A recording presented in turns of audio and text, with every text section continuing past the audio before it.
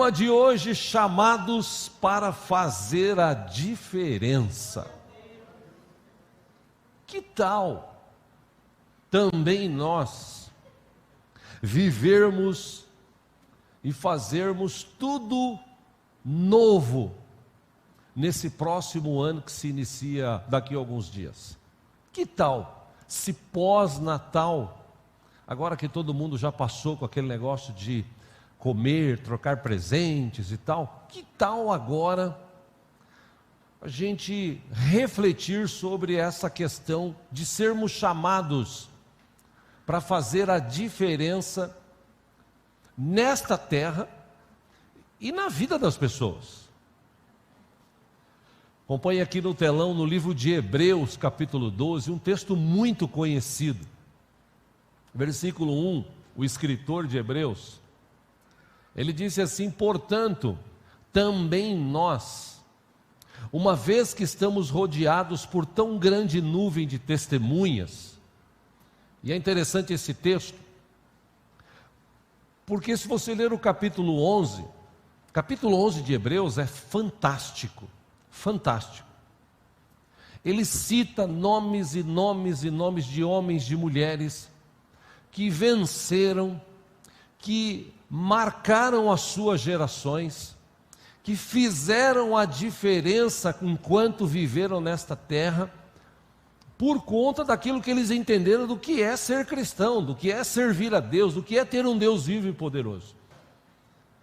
Então o escritor de Hebreus, citando todos esses nomes de pessoas, e ele ainda diz no texto, no final do texto: eu não tenho tempo de citar todos, porque foram centenas de pessoas, milhares de pessoas, que ao longo dos séculos marcaram suas gerações, fizeram a diferença, simplesmente pelo fato de acreditarem num Deus vivo e poderoso.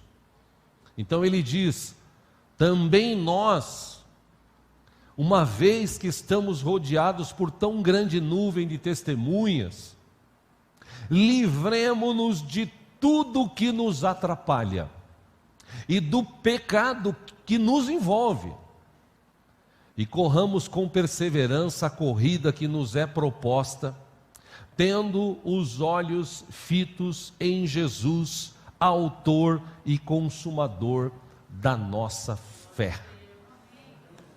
Nós temos um Deus vivo e poderoso. Vou falar de novo. Nós temos um Deus vivo e poderoso. Vou falar pela terceira vez. Nós temos um Deus vivo e poderoso. Ele não está morto, ele não é velho, porque para ele idade, fator tempo não existe. Ele tem todo o poder nos céus e na terra, ele está sentado no trono de glória, todo o universo é comandado por suas mãos potentes, ele sustenta tudo com a sua existência, inclusive as nossas vidas. A partir do momento que a gente entende isso, a gente entende um texto de Romanos 8:31, quando o apóstolo Paulo, escrevendo à igreja de Roma, ele disse: que diremos, pois, diante dessas coisas? Se Deus é por nós, quem será contra nós?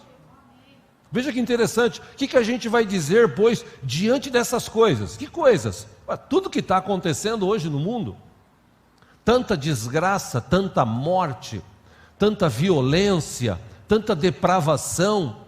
O que a gente vai dizer diante dessas coisas? Nós vamos sucumbir? Vamos aceitar? Vamos viver como muitos estão vivendo aí, cabeça baixa, tristes, derrotados? Não! Meu irmão, hoje 26 de dezembro de 2021, quero deixar registrada essa data, 26 de dezembro de 2021, porque lá na frente, quando alguém ouvir essa ministração, eles vão ouvir o seguinte: lá em 2021, 26 de dezembro, depois do Natal, tinha um povo que se chamava pelo nome do Deus vivo e poderoso e fez a diferença na sua época. Para isso que Deus nos chamou. Diante das coisas que acontecem, nós temos um Deus vivo e poderoso. Tudo o que acontece hoje está descrito na Bíblia. Como eu disse há pouco, nada foge ao controle de Deus. Deus sabe de tudo. Deus está no comando de todas as coisas. Ponto. O que nós precisamos aprender é que Deus nos chamou, Deus nos tirou de um charco de lodo, de pecado, nos purificou. Para quê? Para a gente agora viver uma vida só de curtição. Está tudo bem, agora eu estou salvo, agora meu nome está escrito no livro da vida, os meus pecados foram todos perdoados, beleza, então agora eu vou aproveitar a minha vida e tal. Foi para isso mesmo que Jesus nos salvou? E um adendo aqui, eu não estou dizendo que você não pode curtir a tua vida. O que eu estou querendo te mostrar é que curtir vida, ela é secundária em relação ao que Deus quer fazer em nós e principalmente através de nós. O que está faltando hoje são pessoas que acreditam que realmente Deus é por nós. E Deus é por nós, Deus está conosco. Mas esse ano foi um ano difícil, esse ano foi um ano de muita dificuldade. Foi. 2020 foi pior. E nós passamos por 2020, começamos 2021. Mas teve tanta briga política, pessoas que morreram, pandemia, crise financeira. Mas estamos chegando dia 26 de dezembro, está todo mundo bem, com saúde, todo mundo comeu bastante ontem, se divertiu com a família. Deus é por nós, Deus está conosco. Quando a gente tem esse entendimento, a gente começa a pensar um pouco no chamado do Senhor para as nossas vidas.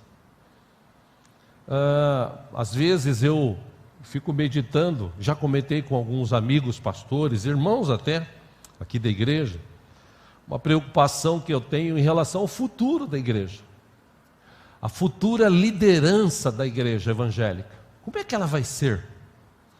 Porque hoje você não vê os pastores mais jovens, os líderes, mais jovens, com esse desejo, esse tino de ser chamado por Deus, de fazer a diferença. Ao contrário, a preocupação hoje é contabilizar número de membros, fazer trabalhos e mais trabalhos, envolver as pessoas nos trabalhos da igreja, para que as pessoas contribuam, para que a igreja cresça. E você vê hoje muita gente quebrada espiritualmente, quebrada financeiramente, gente com depressão, gente triste dentro da igreja. E por que isso está acontecendo? Bom, não vou longe, na nossa igreja aqui, nós recebemos há um tempo atrás um casal que era de uma outra igreja, e essa igreja era assim: olha, vocês têm que colocar na cabeça o seguinte: primeiro a igreja, segundo a igreja, terceira a igreja, quarto a igreja e quinto a igreja. Tipo assim, você não tem vida. E não é isso, e não foi isso que Jesus nos ensinou. A própria Bíblia diz que tem tempo para tudo.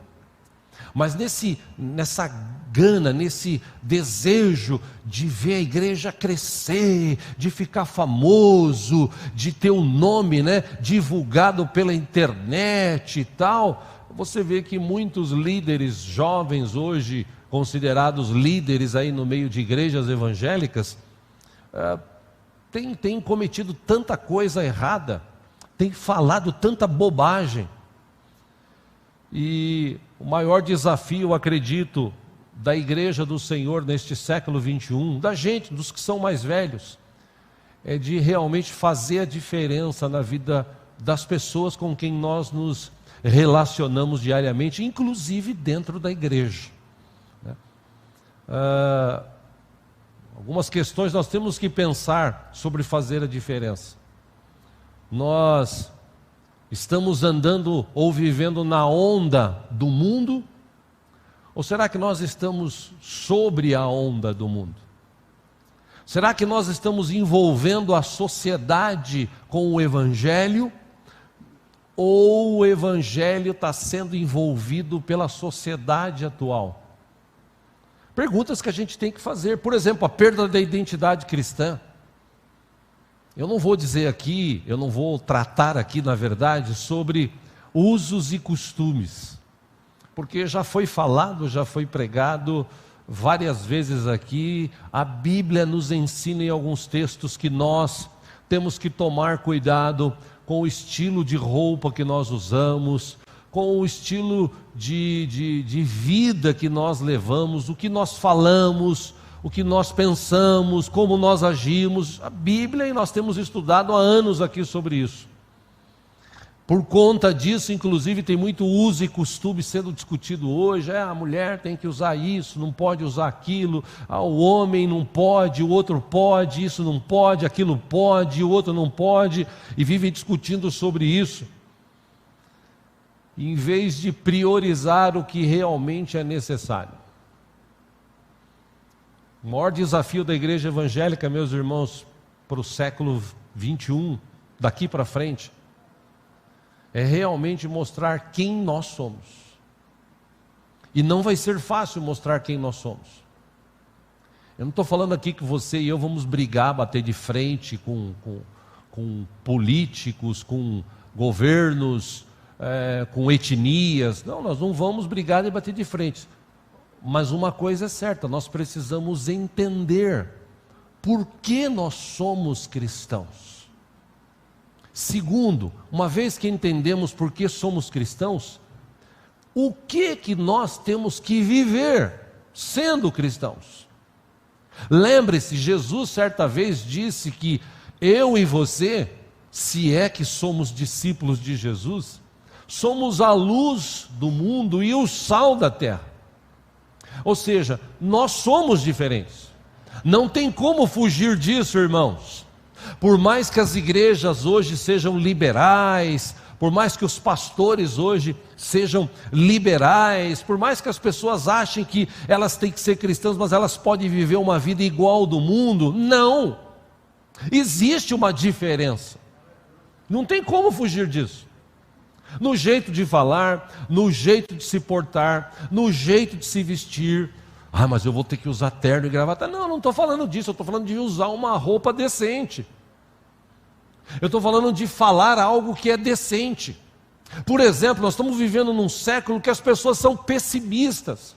O que você mais ouve das pessoas assim: como é que vai ser o ano que vem? Como é que vai ser a política no ano que vem? Meu Deus, já pensou se o partido B ou C é eleito? Já pensou o que vai ser do Brasil? Eu não sei o que vai ser da empresa. O que vai ser da economia?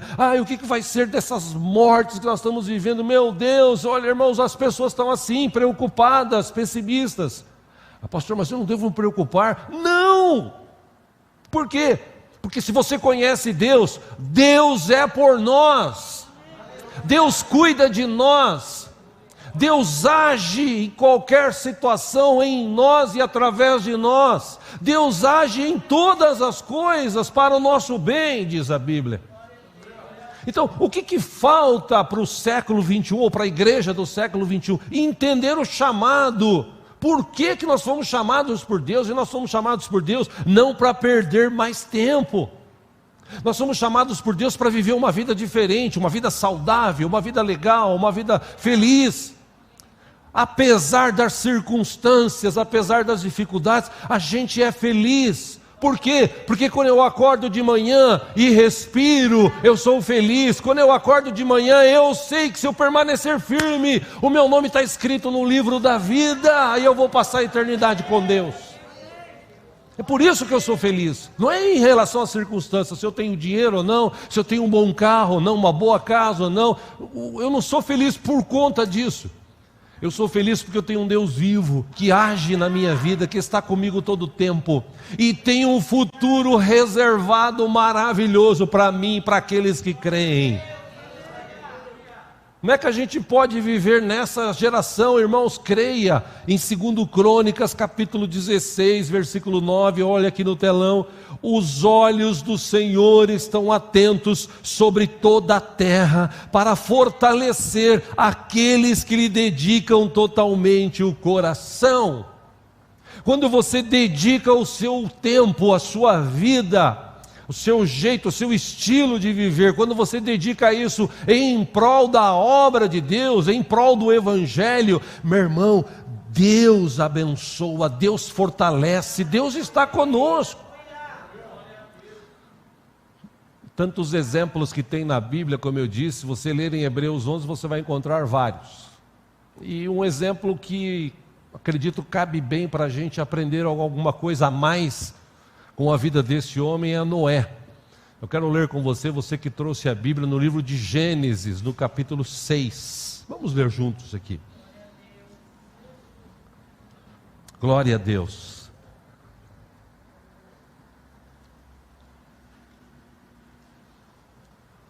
Glória a Deus. Livro de Gênesis, capítulo 6.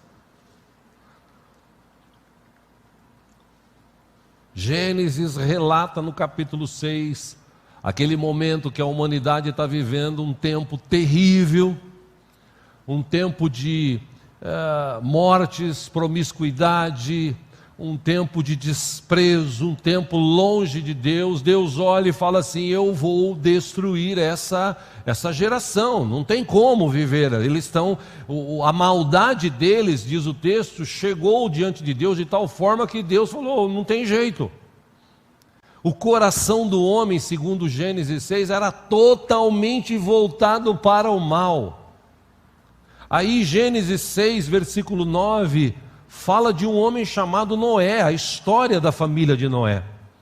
Noé era um homem justo, íntegro, entre o povo da sua época. Olha que interessante, ele andava com Deus.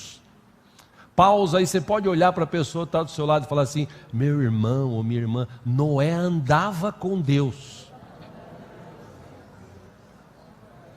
Uma pausa aí, um minutinho só, antes da gente continuar lendo. O que é andar com Deus? Você já parou para pensar? O que é andar com Deus? Não, eu estou andando, Deus está comigo. Aí eu paro, Deus para. Eu estou andando, Deus está comigo. É isso que quer dizer o texto? Também. Porque Deus está com a gente sempre. Mas qual é a ideia que ele andava com Deus? Ele não se desviava. Ele não entrava na onda da geração da sua época. Ele era um homem íntegro. Todo mundo enganava, mentia, roubava, prostituía. Ele era um homem íntegro. Ele e junto com a sua família, um homem justo, diz o texto. Versículo 10. Noé gerou 3 filhos, Sem, Cã e Jafé. Versículo 11. Ora, a terra estava corrompida aos olhos de Deus e cheia de violência. Versículo 12, ao ver como a terra se corrompera, pois toda a humanidade havia corrompido a sua conduta, toda a humanidade havia corrompido a sua conduta. Versículo 13, Deus disse a Noé: darei fim a todos os seres humanos, porque a terra encheu-se de violência por causa dele. Eu os destruirei com a terra. Versículo 14, você, porém, fará uma arca de madeira de cipreste, divida-a em compartimentos, revista-a de piche por dentro e por fora. Versículo 15, faça-a com 135 metros de comprimento, 22 metros de largura e 13 metros e meio de altura. Olha que interessante, 135 metros de comprimento. É algo que vai daqui do salão da igreja e passa do mercado aqui embaixo, um pouquinho para frente. 22 metros e meio de largura. Só para você ter uma ideia, a largura aqui, ali na frente, naquela última parede, é 10 metros e 2. Imagina 22 metros de largura. E de altura, 13 metros e meio. Esse salão aqui tem 6 metros de altura. Seria o dobro e mais um pouco. Versículo 16, faça-lhe um teto como um vão de 45 centímetros entre o teto e o corpo da arca. Coloque uma porta lateral na arca e faça um andar superior, um médio e um inferior. 17, eis que vou trazer águas sobre a terra, o dilúvio, para destruir debaixo do céu toda criatura que tem fôlego de vida. Tudo o que há na terra perecerá. Versículo 18, Deus diz para Noé: mas com você estabelecerei a minha aliança, e você entrará na arca com seus filhos, sua mulher e as mulheres de seus filhos. Versículo 19, faça entrar na arca um casal de cada um dos seres vivos, macho e fêmea, para conservá-los vivos com você. Versículo 20, de cada espécie de ave, de cada espécie de animal grande, de cada espécie de animal pequeno que se move rente ao chão, virá um casal a você para que sejam conservados vivos. 21, e armazene todo tipo de alimento para que você e eles tenham mantimento. Por último, 22, Noé fez exatamente como Deus lhe tinha ordenado. Só até aí. Meu irmão, quando eu leio esse texto, algumas coisas a gente aprende aqui. Primeiro, a questão de obediência.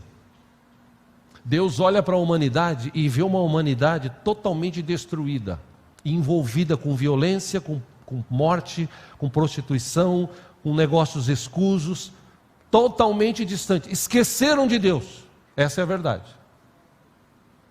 E aí Deus olha e encontra um homem justo, um homem reto, que pratica os seus mandamentos, não por obrigação, mas por amor. E Deus fala o seguinte: olha, eu vou ter que destruir todos aqui, e eu vou criar uma nova geração a partir de você, de Noé. Interessante, meus irmãos, que se a gente fizer uma comparação com o mundo de hoje, o mundo de hoje jaz no maligno. A maioria das pessoas hoje, elas não quer saber de Deus. Falei aqui na quinta-feira sobre o Natal. Natal hoje virou sinônimo de Papai Noel e de troca de presentes, de encher a pança, comilança. É o que virou o Natal. Alguma coisa errada nisso? Tirando o Papai Noel, o resto tudo bem. Que Papai Noel com o Natal não tem nada a ver. Basta você estudar a história. Papai Noel foi uma invenção por causa de um padre que lá atrás, há séculos atrás, ele era velhinho, ele usava barba era branca, e ele tinha o desejo de abençoar crianças. Ele levava presentes para as crianças. E por conta disso, alguém, viu, não sei se foi o diabo, mas enfim, alguém viu e falou: opa, está aí um grande negócio, vamos divulgar esse velhinho. Esse velhinho vai fazer a diferença no Natal. E foi o que aconteceu.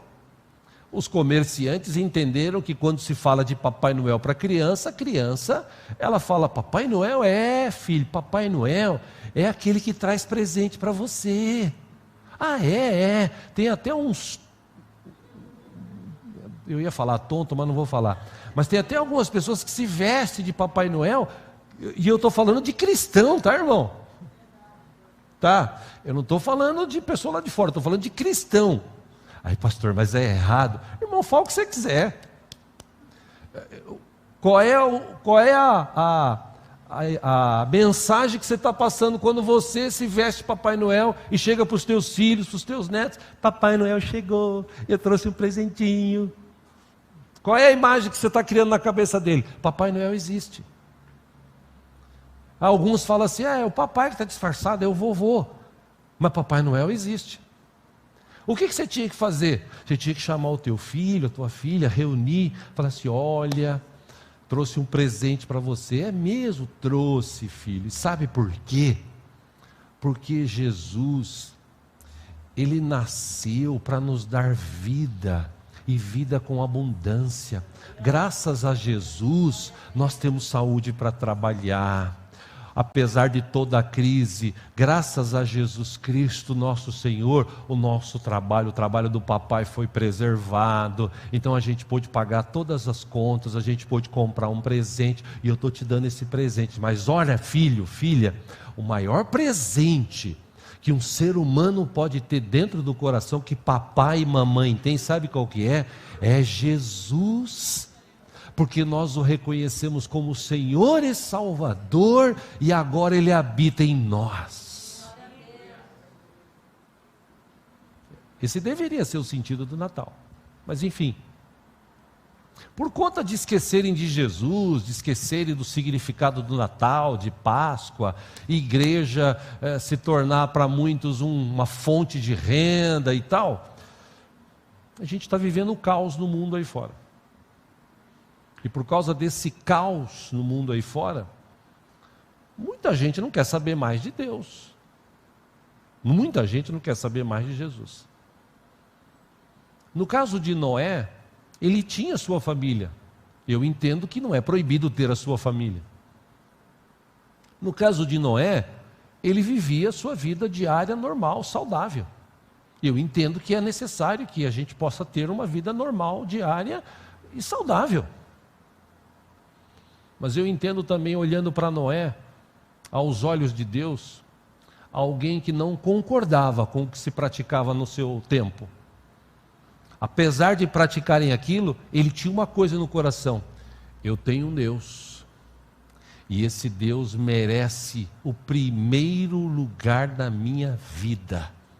Antes da minha família, antes do meu trabalho, antes do meu dinheiro, antes de tudo, eu tenho um Deus, é supremo, poderoso, está comigo todo o tempo, então a Ele eu vou me dedicar. Era o caso de Noé. Por isso que é interessante, o escritor de Hebreus 11:7, acompanha aqui no telão, diz assim: pela fé, Noé, quando avisado a respeito das coisas que ainda não se viam, movido por santo temor, construiu uma arca para salvar sua família. Por meio da fé, ele condenou o mundo e tornou-se herdeiro da justiça, que é segundo a fé. Meu irmão, Noé tinha pelo menos 3 questões, no mínimo 3 motivos fortes para duvidar da ordem de Deus. Primeiro, Deus falou para ele assim: eu vou mandar uma chuva forte. Noé nunca tinha visto chuva forte. Até aquele momento da humanidade, segundo o texto bíblico, brotava uma aguinha, algo assim, bem pouco, ou caía, era coisa pouca, era assim, gotículas de água, que brotavam, que caíam e alimentavam plantas, árvores e tal. Então, para um cara que nunca viu chuva, de repente vem uma informação para ele que vai cair uma chuva dos céus e vai matar todo mundo, vai chover tanto que vai inundar e as pessoas vão morrer afogadas. Ele já tinha todos os motivos para desconfiar. Segundo, meu irmão, segundo estudiosos bíblicos, ele vivia a 700 quilômetros do mar, do mais próximo. Então, um cara que nunca tinha visto o mar, um cara que nunca tinha estado ali, próximo do oceano, nunca tinha visto, por exemplo, um navio, não tinha nenhum tipo de conhecimento básico para construir um barco dessa proporção e comandá-lo num rio, num mar, já era uma outra questão para ele falar assim: Senhor, desculpa, mas eu não sei fazer isso. E terceiro, no final ele ainda tinha que controlar uma quantidade enorme de animais para entrar na arca ordenadamente. Conta até uma história paralela a isso, que diz que quando o elefante estava subindo, uma mosquinha assim, né? Um besouro, pulou em cima dele e ele foi para frente. Aí ele falou assim: senhor Noé, já começou o jogo de empurra-empurra aqui na arca, controla melhor aí. Brincadeiras à parte, imagina você controlar animais entrando na arca. O que eu vejo na vida de Noé, irmãos? Confiança plena na palavra de Deus. Os teus olhos não viram, os teus ouvidos não ouviram ainda o que Deus tem de melhor para aqueles que o amam. Eu imagino a vida de Noé todo dia.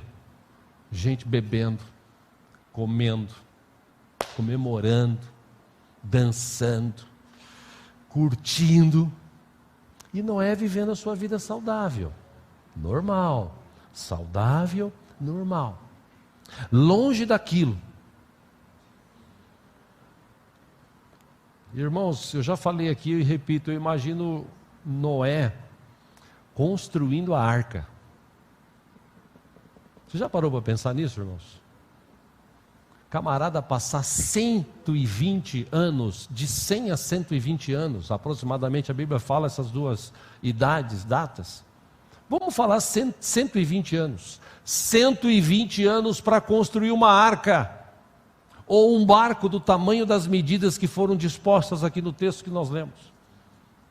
120 anos ali todo dia, tendo que arrumar madeira, tendo que arrumar uma forma de pregar, de bater e tal, e as pessoas curtindo a vida e olhando para ele, falando assim, você é tonto, meu. Ele falou, não, Deus falou que a humanidade chegou num nível que vão ser destruídas as pessoas. Por quê? Porque elas cometem só pecados, elas não querem saber de Deus, vocês se esqueceram de Deus. Que Deus, que nada, meu, vai viver tua vida. Não, Deus falou, Ele vai mandar uma chuva. Chuva, o que é isso? Vai vir muita água, água só tem no mar a 700 quilômetros daqui.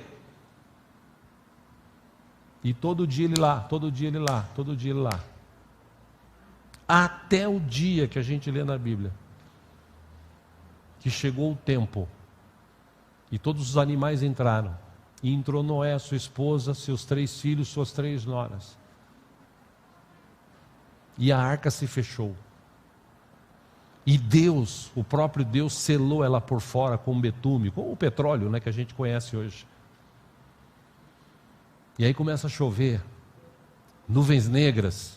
Ninguém nunca tinha visto isso, nuvens negras, só nuvens brancas, negras agora, negras, e cada vez mais negras, e chovendo, e chuva, não, chuva, ele falou que ia chover, mas isso aqui, essa chuva, isso aqui não vai, e chovendo 1 dia, 2 dias, 3 dias, 4, e chove,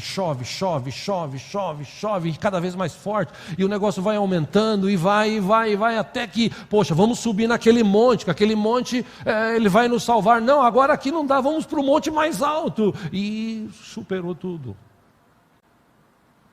Pastor, isso aconteceu mesmo? Irmãos, está escrito na Bíblia. Por estar escrito na Bíblia, eu acredito, porque a Bíblia é a palavra escrita de Deus. É óbvio que tem gente que fala assim, não, isso aí não aconteceu, isso aí é igual hoje. Eu e você fomos chamados para viver uma vida como? Saudável, abençoada. Que jeito que deveria ser a nossa vida hoje, ou que deve ser a nossa vida hoje? Uma vida saudável. Uma vida que eu não me envolvo com as coisas do mundo, eu não me prendo às coisas do mundo. Eu tenho festas, como aconteceu ontem, por exemplo, com a minha família, né? Tivemos um momento juntos, ontem tivemos, foi bacana, demos risadas, brincamos, comemos, né? Se divertimos, tal, mas comemos comida saudável, somente bebida normal, água, Coca-Cola e tal, suco para alguns, e batemos papo, ficamos até cansados e tal. Eu não posso fazer isso? É lógico que eu posso, eu fiz. Isso é comum, é normal.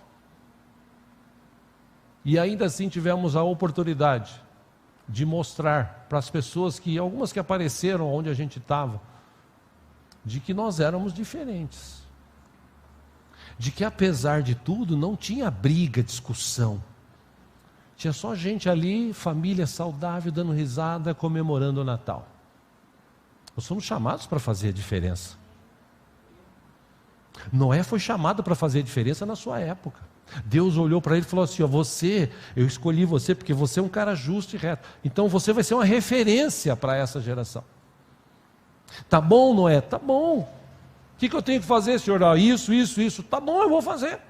Eu vou acreditar na sua palavra. Muitos hoje, pelo mundo afora aí, muitos até que estavam na igreja, muitos até que se dizem cristãos. Sou cristão, eu aceitei Jesus em 1900 e tralalá, eu fui batizado, eu fiz isso, aconteceu aquilo outro, sabe, eu sou cristão. E como é que é a vida dessa pessoa? Só Jesus na causa. Aí lá fora quem olha, veja irmãos, de novo eu quero fazer um adendo aqui, eu não quero fazer uma comparação aqui com vestimentas, porque tem pessoas de determinadas igrejas que se usam terno, gravata, que usam as mulheres vestidos longos até lá embaixo, quem olha fala assim, aquilo ali é crente, só de olhar. Mas quando conhece a vida, jamais vai pegar aquele de terno ou aquela de vestido longo lá, grande, como uma referência. Porque conhece a vida, porque é vizinho, porque sabe o que acontece dentro de casa, as gritarias, as discussões, as brigas. Cristão, ele vive uma vida saudável. Pastor, eu não posso brigar? Sim, você pode até ter um problema ou outro na tua vida, mas como cristão você sabe resolver esses problemas, porque Deus está contigo, Deus está ao teu lado, Deus está agindo com você. Essa questão de fazer a diferença deveria estar no coração de todo cristão. Poxa, eu vou fazer diferença. Por isso que eu falei hoje, para começar um novo ano, ano que vem vai ser diferente. Eu não vou aceitar mais essa situação. Mas o mundo está conformado. O mundo está isso, o mundo está aquilo, eu não tenho tempo para falar. No futuro, quem sabe ano que vem eu falo mais sobre isso. Mas meus irmãos, o que a Bíblia diz que aconteceria no final dos tempos, está acontecendo. A própria ONU já está esquematizando uma nova ordem mundial. Por quê? Porque teve países que aceitaram a determinação em relação à pandemia, mas teve países que não aceitaram. Então, para acabar com isso, eles querem criar uma ordem, uma nova ordem mundial, onde um só manda e todo mundo obedece. Esse negócio de dinheiro, meu filho que tem mais capacidade até de falar do que eu, ele tem estudado sobre isso esses dias, sobre o chamado metaverso. É um negócio que você vai ouvir falar muito daqui para frente, metaverso. Inclusive, o dono do Facebook, ele mudou o nome, o conglomerado que controlava o Facebook e o Instagram, né, ele mudou. Quando você abre o Instagram ou o Facebook, aparece lá Meta. Por quê? Porque a ideia de muitos desses caras aí que estão criando, eles estão criando um negócio chamado metaverso. O que é metaverso? É um lugar que você vai poder, num futuro bem próximo, acessar e viver. Você vai ter o seu avatar lá dentro. Por exemplo, se você é feio, não é o caso aqui, porque todo mundo é bonito, né? Mas se você é feio, por exemplo, você vai poder criar uma foto sua, um avatar seu, bonito. Lá você vai poder comprar um terreno. Lá você vai poder ter um carrão bom. Lá você vai poder ter uma namorada bonita do jeito que você sonha. Lá você vai curtir um tempo sem chuva, sem dificuldade. É tudo virtual. Você vai colocar um determinado tipo de óculos, tipo melhor do que o 3D, e você vai entrar naquilo e você vai viver aquilo. Você vai falar, meu Deus, eu não quero mais sair daqui. Porque a minha vida é depressiva. Imagina quem está em depressão. Se ele entra num negócio desse, fala assim, nunca mais eu quero voltar para lá.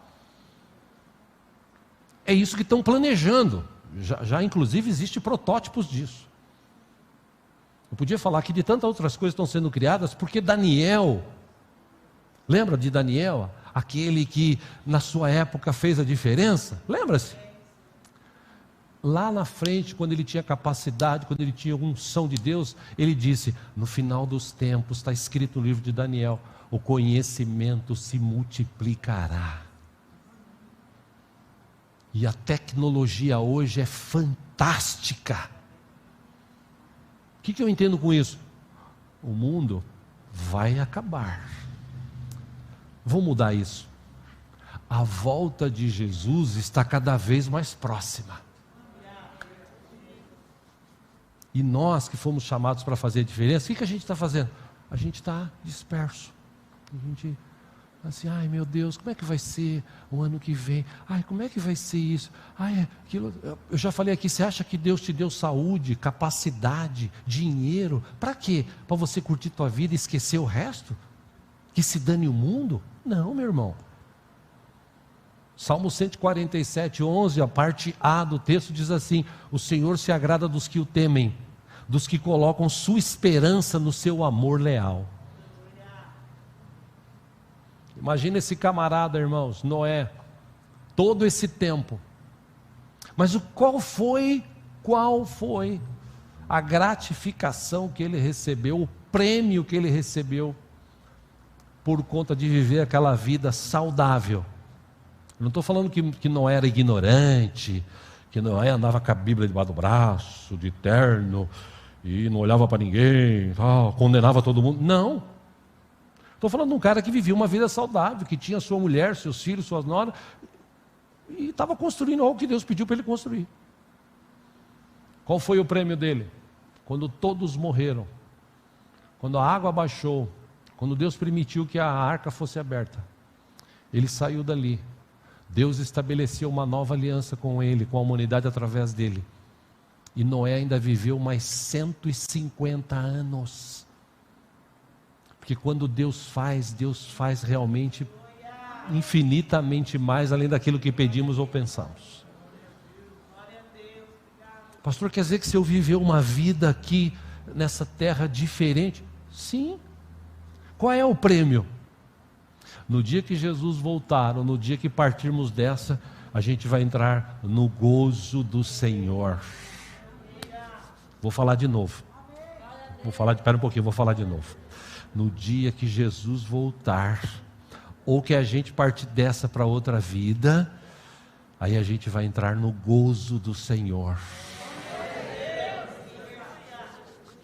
Que Jesus falou: você foi fiel? Recebe a coroa da vida. Quer dizer que... Não quer dizer nada, irmão. Eu quero te mostrar que se você for um cristão decente e fizer a diferença nessa terra, com o teu estilo de vida, com o teu jeito de falar, pastor, mas a minha geração, o povo é tudo. Não, irmão, não importa a geração, não importa a idade. Importa o que você tem dentro da tua vida. E importa o que você valoriza hoje. E nós temos o que o mundo lá fora não tem. A maioria do mundo rejeitou, mas nós temos dentro de nós a pessoa do Espírito Santo, nosso Deus. Temos Jesus também dentro de nós, ao nosso lado, caminhando com a gente 24 horas por dia. Você está dormindo, o anjo do Senhor acampa-se ao teu redor. Quer dizer, nós temos todos os motivos para a gente fazer a diferença. Lembre-se quando Jesus, ele ressuscitou, ele se encontrou com os seus discípulos. Acompanhe aqui no telão, Mateus 28:16. Os 11 discípulos foram para Galiléia, para o monte de Jesus que lhe indicara. Quando o viram, adoraram, mas alguns duvidaram.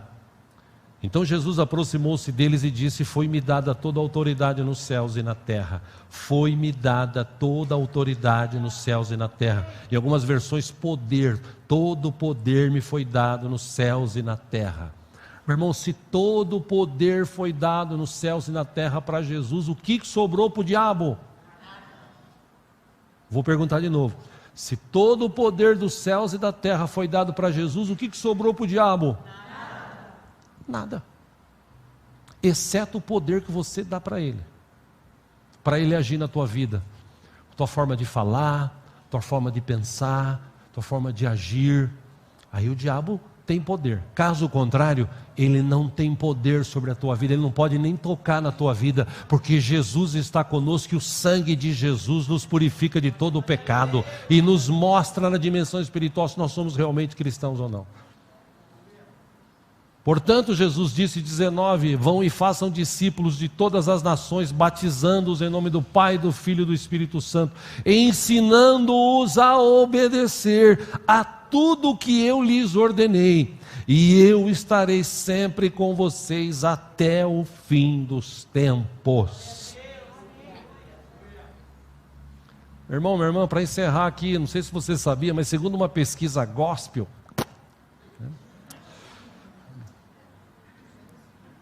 somente 38% dos evangélicos falam de Jesus para outras pessoas. Só 38%. E desses 38%, eles falam, 90% fala só para a própria família.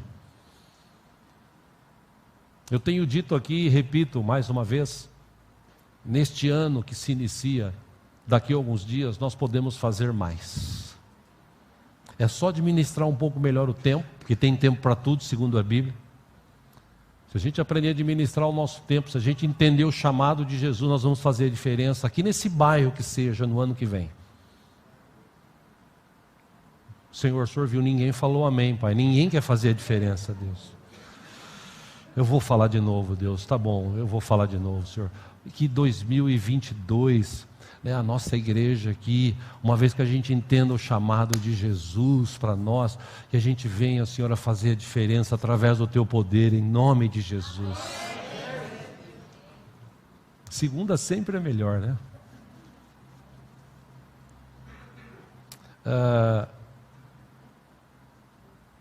Alguns textos aqui para te ajudar a pensar sobre isso, para a gente encerrar. O primeiro deles, Gálatas 6:9. O texto diz assim: não nos cansemos de fazer o bem, pois no tempo próprio colheremos, se não desanimarmos. Portanto, enquanto temos oportunidade, façamos o bem a todos, especialmente aos da família da fé. Hebreus 13:16 diz assim: não se esqueçam de fazer o bem e de repartir com os outros o que vocês têm, pois de tais sacrifícios Deus se agrada. Tiago 4:17 diz assim: pensem bem nisto, pois quem sabe que deve fazer o bem e não o faz, comete pecado. E Deus me chamou, eu tenho certeza absoluta, e chamou você também, meu irmão, minha irmã que está aqui, para a gente fazer a diferença. Porque a Bíblia diz que vai ter um dia haverá um julgamento. Dia desse eu estava conversando com uma turminha sobre isso. Eles perguntaram: escuta, como é que vai ser o julgamento e tal? A gente vai passar por eles? Como é que vai ser? Eu falei: pô, gente, é só vocês lerem a Bíblia, né? Eu estava falando com um grupo de cristãos, né? É só vocês lerem a Bíblia, né, gente? Mas aí você é pastor, né? Quer dizer que se eu sou pastor, eu tenho que te falar tudo. Isso aqui é uma mata. Aí deram risada, eu falei: bom, então Gálatas 6:6 diz que aquele que te ensina a palavra, que te instrui na palavra, você tem que repartir com ele o que você tem. Vamos fazer esse acordo? Brinquei com essa turma, né?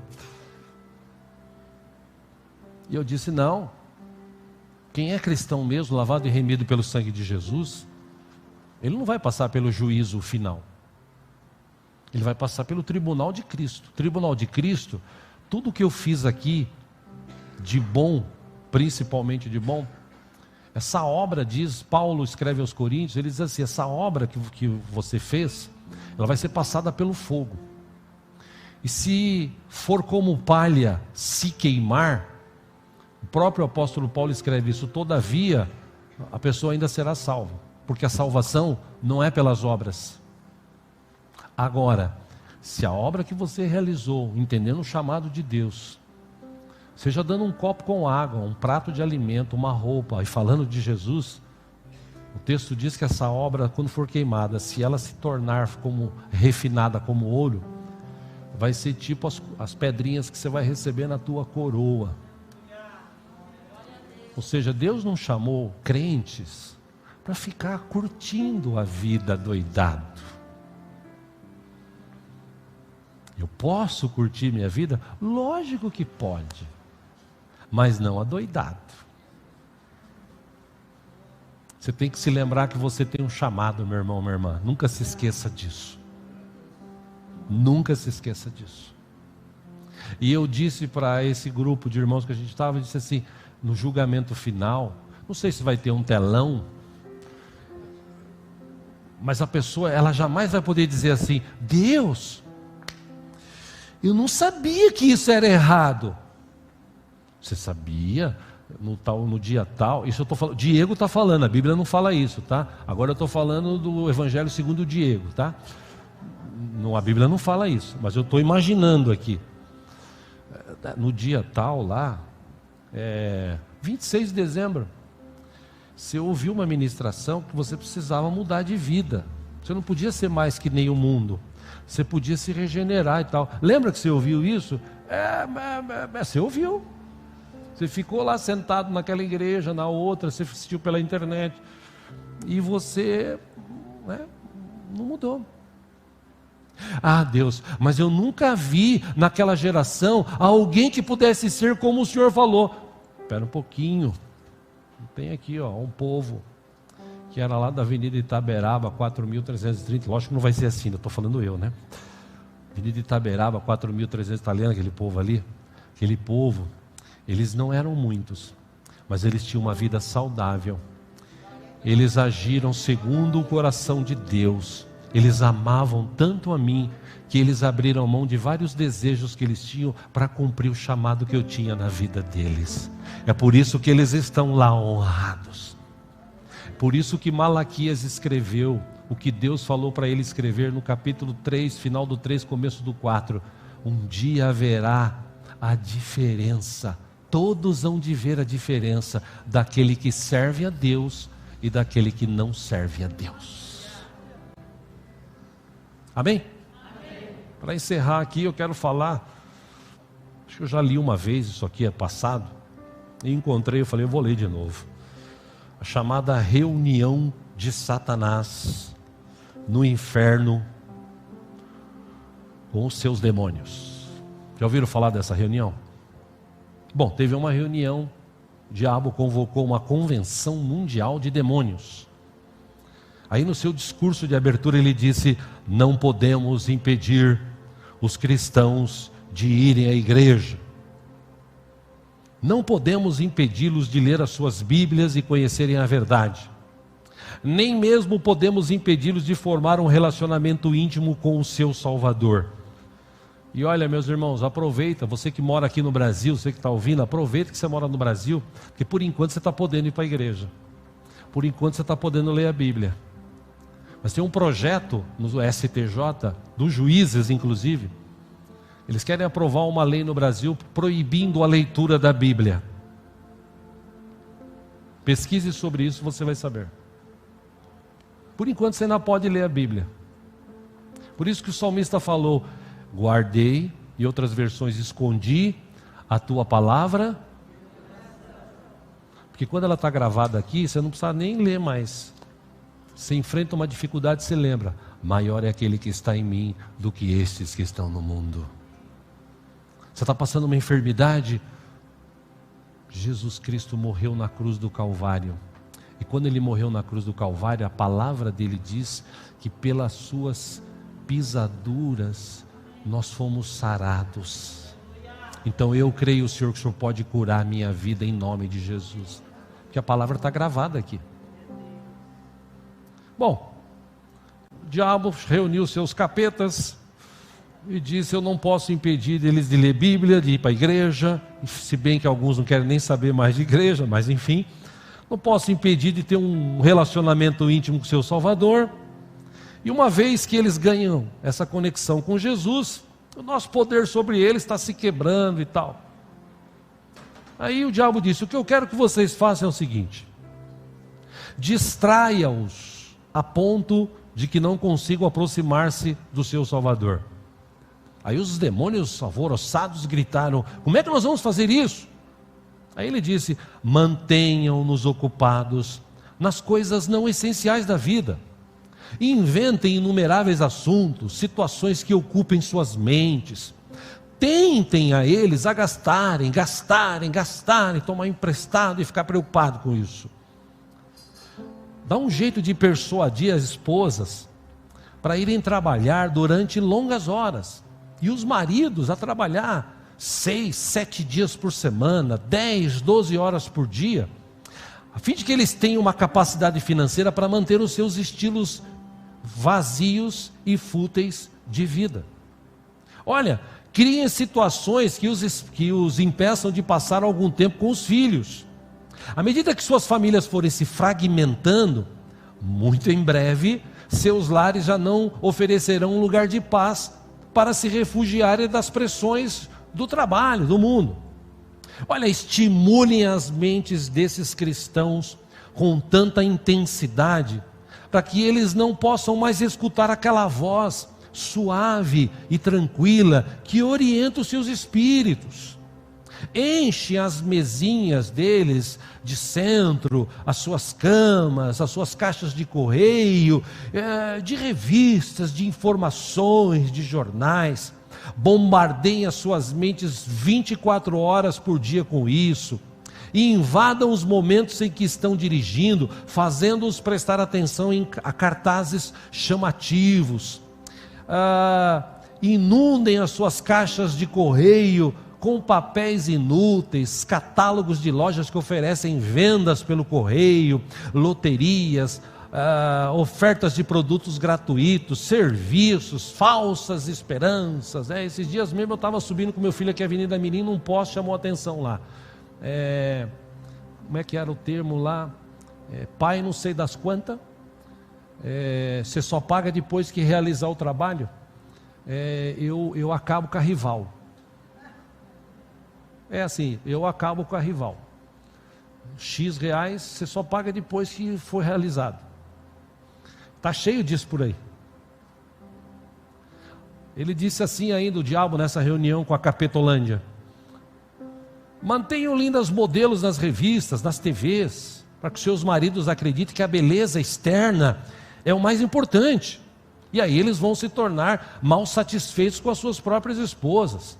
Mantenha as esposas demasiadamente cansadas para amarem seus maridos ou não amarem seus maridos à noite e lhes dar dor de cabeça também. Se elas não dão aos seus maridos o amor que eles necessitam, eles vão começar a procurar em outro lugar. E sem dúvida isso vai fragmentar suas famílias. Dê-lhes o Papai Noel, para quê? Para que esqueçam da necessidade de ensinarem aos seus filhos o significado real do Natal. Dê-lhes o coelho da Páscoa, para que eles não falem sobre a ressurreição de Jesus, sobre o seu poder sobre a morte e o pecado. Até mesmo quando estiverem se divertindo, se distraindo, que seja tudo feito com excesso, para que quando voltarem dali estejam exaustos. Mantenha-os de tal modo ocupados que nem pensem em andar ou ficar na natureza para refletirem na criação de Deus e no próprio Deus. Ao invés disso, mande-os para os parques de diversões, acontecimentos esportivos, concertos, cinema, shopping. Mantenha-os ocupados e ocupados. E quando se reunirem por um encontro, para uma reunião espiritual, para um culto, olha, envolva-os com mexericos, com conversa sem importância, para que quando saírem dali, façam isso com a consciência pesada. Encham as vidas de todos eles com causas nobres, importantes, que serão defendidas, para que não tenham nenhum tempo para buscar o poder nem a presença de Jesus. Muito em breve, se vocês fizerem isso, eles estarão buscando em suas próprias forças as soluções para os seus problemas, para as causas que defendem, sacrificando sua saúde e suas famílias para o bem dessa causa. E aí no final o texto diz que os demônios se levantaram, cerraram os punhos e disseram: vamos vencer! E quando eu olho para Noé, e para mim e para você, nós somos chamados para fazer a diferença. Que diferença é essa? Eu não vou me envolver com o mundo, eu não vou deixar me enganar, iludir com o mundo. Ontem mesmo, falando com os meus cunhados, tal, encerrando aqui, já estou encerrando, é que surgiu esse assunto e eu lembrei, a gente falou de futebol, falamos lá uns 10, 15 minutos, e eu falei, eu não vou nem falar muito de futebol, porque o meu time, Santos, está vendendo as cuecas para pagar as contas que os antigos deixaram lá, está devendo 500 milhões, o time de futebol no futuro vai ser Parmeira, Atlético Mineiro e Flamengo. O resto vai ser coadjuvante. Então, por que eu vou torcer? Primeiro que eu já não torcia mesmo. E segundo, se dependesse de mim, já tinham acabado esse time de futebol. Porque eu não compro camisa, eu não faço nem estádio para assistir, eu vou. Isso não mexe comigo. Mas a gente vê hoje que as pessoas estão se dedicando tanto para as coisas que elas têm aqui na terra.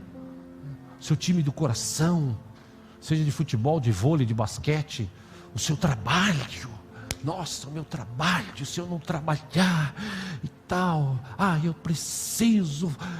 Irmão, irmã, você não precisa de nada além de Jesus Cristo. Por quê? Porque é Ele que te dá saúde para trabalhar. Foi Ele quem morreu na cruz por mim e por você. A Bíblia diz que é Ele que dá a capacidade de produzir riqueza. Então, vou dar uma dica aqui, baixa a bola e entenda o seguinte: nós temos um Deus vivo e poderoso, que, como lemos no texto há pouco, Ele é por nós. E se Deus é por nós, quem será contra nós? Por isso que eu não desisto. Eu quero convidar você a ficar em pé, para a gente orar por isso em nome de Jesus.